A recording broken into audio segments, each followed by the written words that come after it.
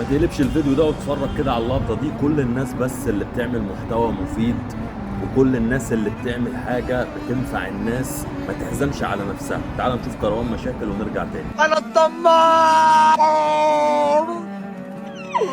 مرعبة.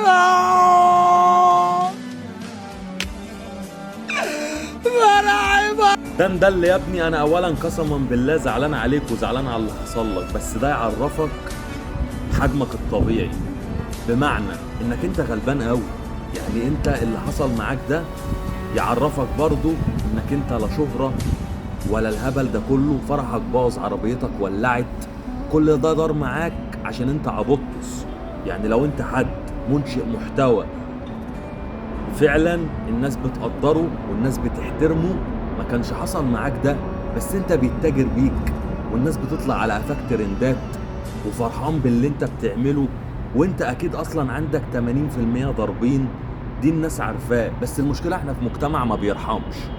يعني تلاقي ناس هنا تطلع تشتم فيك شوية وبعدين يطلعوا يبقى معاك شوية، مش عشان سواد عيونك. انت لو مشيت جنب 2 3 وانت اصلا قبل ما تعمل فيديوهات وتعمل الكلام ده اكيد كانت الناس بتنفر منك، مش عشان حاجة، بس عشان طريقتك وعشان كلامك وعشان اسلوبك.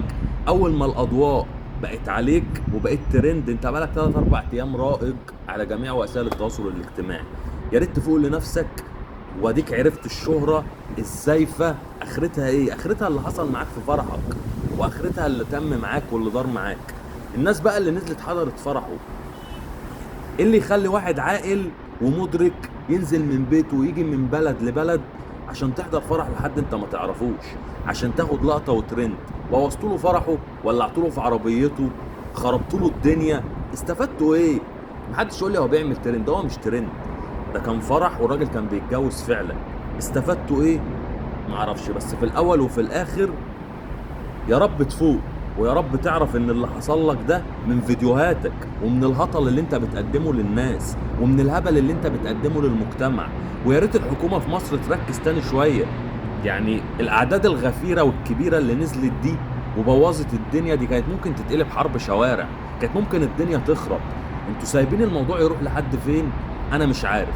الناس بقى اللي بتتاجر بيه، والناس اللي بتقعد هنا في الامارات تعمل له فيديوهات، والناس اللي بتقعد في مصر تعمل له فيديوهات، والناس اللي راكبه على السلام 24 ساعه، اهدوا شويه عشان هي كلها قد كده.